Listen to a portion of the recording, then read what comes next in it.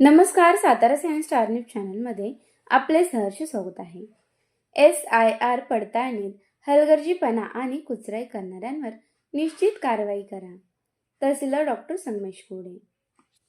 राज्यभर सुरू असलेल्या केंद्रीय निवडणूक आयोगाच्या विशेष मतदार यादी पुनरीक्षण अर्थात SIR मोहिमेत कोणत्याही प्रकारचा निष्काळजीपणा अथवा कुचराई सहन केली जाणार नाही.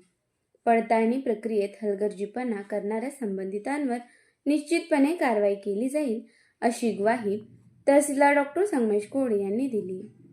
कोरेगाव विधानसभा मतदारसंघात SIR पडताळणी प्रक्रिया पारदर्शक व त्रुटीमुक्त राबवण्याच्या मागणीसाठी शिवसेना नेते तथा कोरेगावचे प्रथम नगराध्यक्ष प्रशांत उर्फ राजाभाऊ फत्तेसिंह बर्गे यांच्यासह युवराज पाटील, अक्षय बर्गे, सागर बर्गे, संदीप निकम,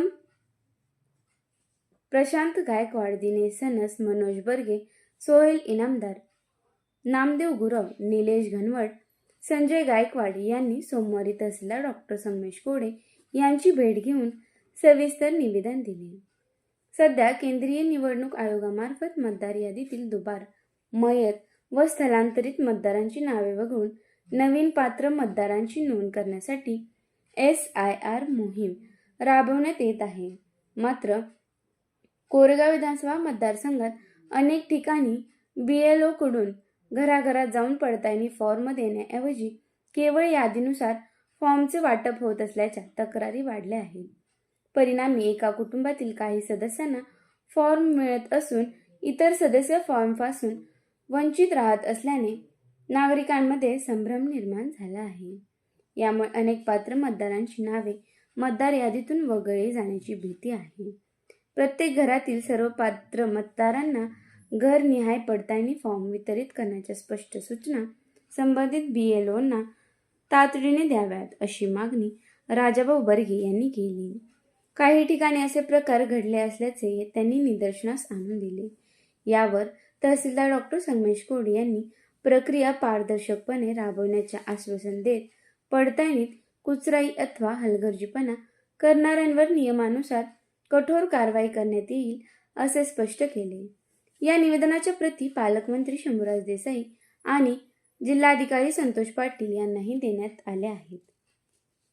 काय बोलायचं काम नाही की त्यांनी काय करतो नाही पण ही संधी कमी वर्ष आता जर झाली नाही तर मग काय होणार कसं ती व्यक्ती सरकारचं फॉर्म वाटले गेले ना असे फॉर्म वाटले तर नाही म्हणा ते नाही 100% आणि ती व्यक्ती जर प्रॉपर कुटुंबात जाऊन जर वाटलं तरच ते वाटलं घरीच द्यायचं साहेब जर कशामध्ये 5 माणसं असतील तर 5 जणांचा फॉर्म घरी द्यायचा आहे 5 जण झाले म्हणजे समजा काय झालं निम्मी नाव काही ठराविक यादीत आहे आणि मी नाव इकडे सुभाषनगरला आहे किंवा इतर आज समजा कुठलाही BLO शहरात त्याच्याकडे समजा 1012 मतदान त्याला 1012 पैकी 700 सापडणार आहे तो वाटणार. समजा त्याला 400 सापडले नाही तर तो 400 ची यादी तुम्ही जे BLO नेमलेले आहे प्रत्येक पक्षाने त्याला देणार आहे किंवा ही 400 लोक सापडलेली नाही.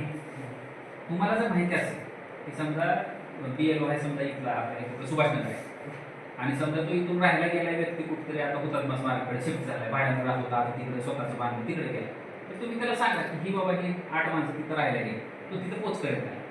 ते ठीक आहे बरोबर ठीक आहे शहरात अशी समजा 400 पैकी 100 आपण सापडतो 100 शहरात ठीक आहे तरी 2-2.5 तास तुम्हाला बी सापडणार नाही, त्याला बी सापडणार नाही, तुम्हाला बी सापडणार नाही. त्याचा आपण काय करणार आहे त्याचा जो पत्ता त्याने ह्याच्यात दिला मतदार यादीला त्या पत्त्यावर ते लिहून लावणार आणि त्याचा पंचनामा करून तुमच्या पण सहाय्य घेणार की ही माणसं काय सापडली. तुम्हाला माहिती असेल तर पत्ता सांगा तिथपर्यंत त्याला पोहोचतो, पण नसेलच त्याचं पंचनामा करावा लागेल की राहत नाही बाबा ते कमी करावं लागतं.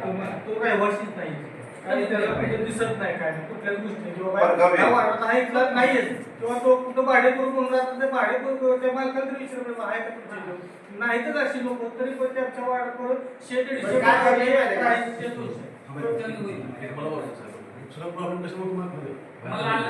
म्हणणं आहे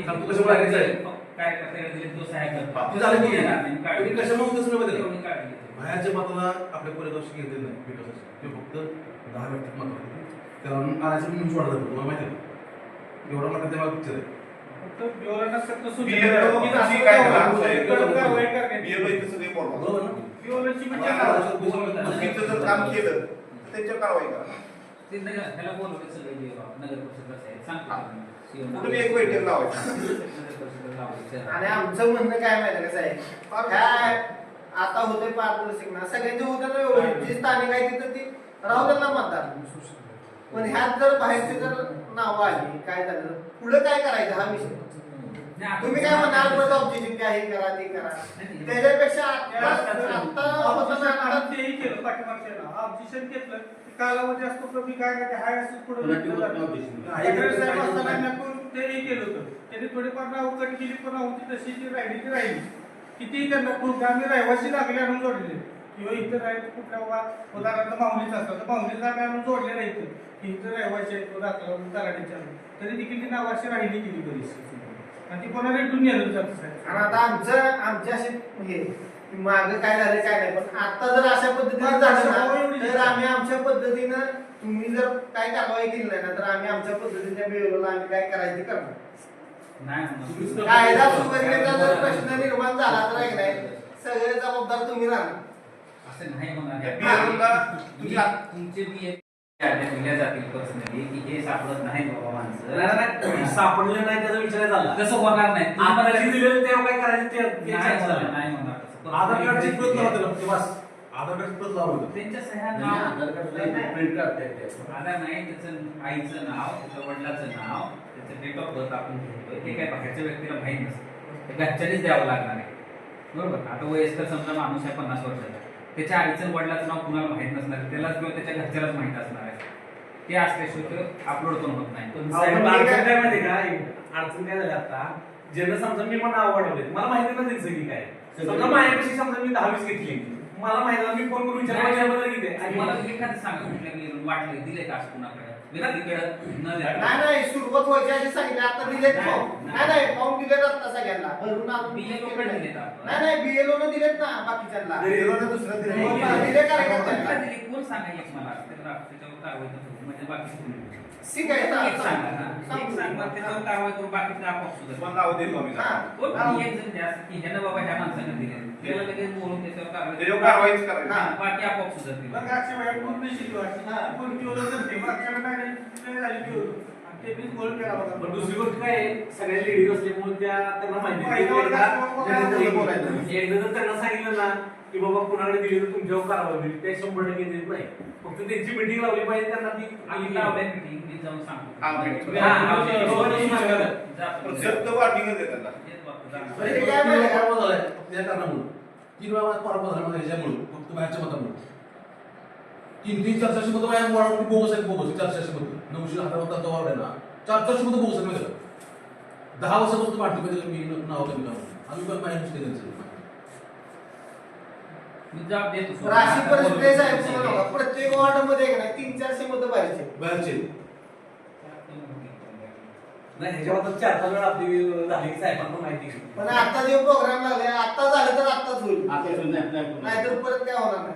जरी आता फॉर्मवर आले का नाही तरी पण ऑब्जेक्शन नाव कमी होणार नाही.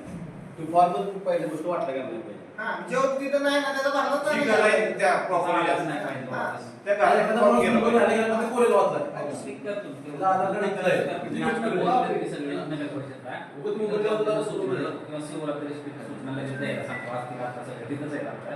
सगळे एका ठिकाणी बोलवतो आपण. दुसरा एक विषय असा होता की आता बऱ्याच BLOच्याकडे अडचण काय की आता आमच्या 5 नंबर वार्डामध्ये बरीच नावं 7 नंबर 8 नंबर 10 नंबर मध्ये ह्याच बरोबर जर ते 8 नंबरचे फॉर्म जर भरून घेतले तर 5 ऑगस्ट नंतरच होणार आहे. तर तो एक मोठा कार्यक्रम आणि आहे. मी मतं गावातले आपले ते शिफ्ट झालं माणूस इथं राहत होता आता तिकडे गेला. नाही तसं पण नाही, नाही. तसं नाही. आता ऍडजस्टमेंट काय झालं त्या मागच्या वेळी जे काय केलं माहिती का? माझ्या प्रेमात हे माझे या वार्डात एक 10 घर माझ्या कॉन्टॅक्ट मध्ये तिथली मतं घेतली तर इकडे उचलून आणली.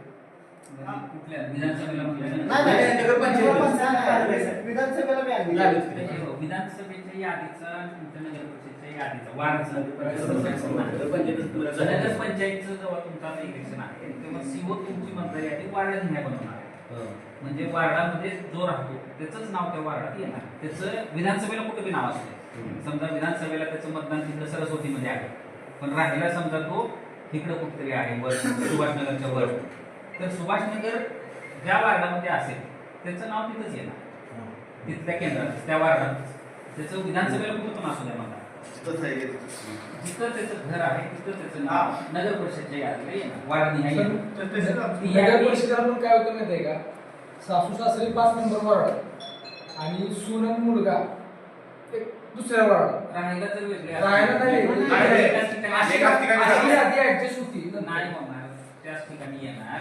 आणि त्याच्यानंतर परत त्याला 1 महिना वेळ असतो ऑब्जेक्शनला. मतदार यादी प्रसिद्ध झाली, ती मतदार यादी सगळ्यांना दिली जाते, सगळ्या पक्षांना प्रसिद्ध केली जाते, ऑनलाईन पण टाकली जाते. मग तुम्ही ती बघून परत सांगू शकता की बाबा हे ह्या वार्डात राहत नाही, तो तिकडे राहतोय. त्याच्यानंतर तुमचा तो हे असतो टॅक्सवाले माणसं असतात तुमचे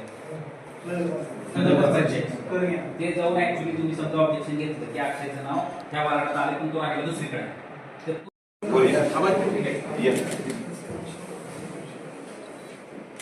एक मिनिट.